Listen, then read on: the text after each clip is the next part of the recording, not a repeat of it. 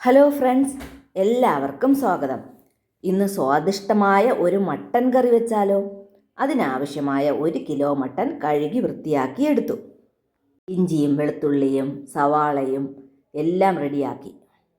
സവാള അരിഞ്ഞു മാറ്റി വെച്ച് ഇഞ്ചിയും വെളുത്തുള്ളിയും കൊച്ചുള്ളിയും ഒക്കെ ചതച്ചെടുക്കാനുള്ള പരിപാടിയിലേക്ക് കടന്നു. ഇഞ്ചി ചതച്ചതിലിട്ട് തന്നെ വെളുത്തുള്ളിയും കൊച്ചുള്ളിയും ഒക്കെ ചതച്ചെടുക്കും. കുറച്ചൊക്കെ തെറിച്ച് വെളിയിലൊക്കെ പോകും. അതൊന്നും സാരമാക്കണ്ട. കൈവച്ച് ഒന്ന് തെറുത്ത് അതെല്ലാം നമുക്ക് ചതച്ചെടുക്കാവുന്നതേ ഉള്ളൂ.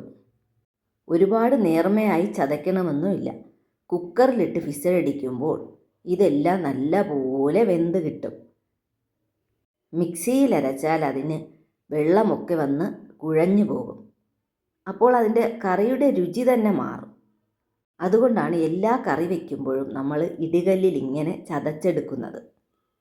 കുക്കർ ചൂടാക്കി എണ്ണയൊഴിച്ച് ഉലുവയിട്ട് കരിയപ്പലയും ഇട്ട് ചതച്ചതും അരിഞ്ഞതുമായ എല്ലാ സാധനങ്ങളും അതിലേക്ക് ചേർത്ത് തക്കാളിയും ഉപ്പും ചേർത്ത് നല്ലപോലെ ഇളക്കി 1 ഗ്ലാസ് വെള്ളവും ഒഴിച്ച് 3 വിസിലടിക്കും. അപ്പോൾ സവാള നല്ല വെന്ത് ചേർന്നിട്ടുണ്ടായിരിക്കും. സവാളയിൽ നമ്മൾ മഞ്ഞപ്പൊടിയും ചേർത്താണ് വിസിലടിക്കുന്നത്. കുക്കർ തുറന്ന് അതിലേക്ക് മട്ടൻ ചേർക്കും.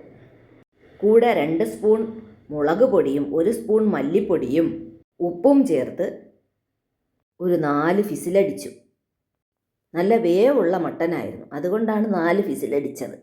മട്ടന് വേവ് കുറവാണെങ്കിൽ വിസിൽ കുറയ്ക്കാം.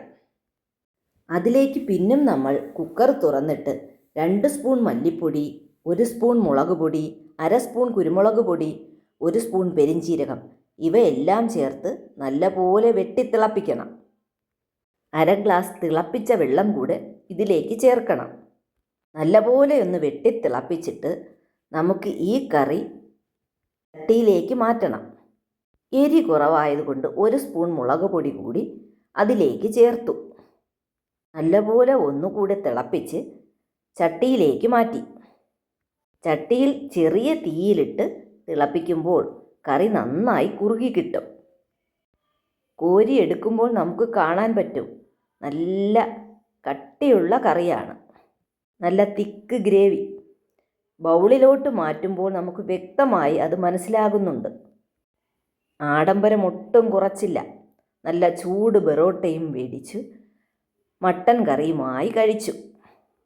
വീഡിയോ ഇഷ്ടപ്പെട്ടാൽ എല്ലാവരും സബ്സ്ക്രൈബ് ചെയ്യണേ, ലൈക്കും ഷെയറും ചെയ്യണേ എല്ലാവരും.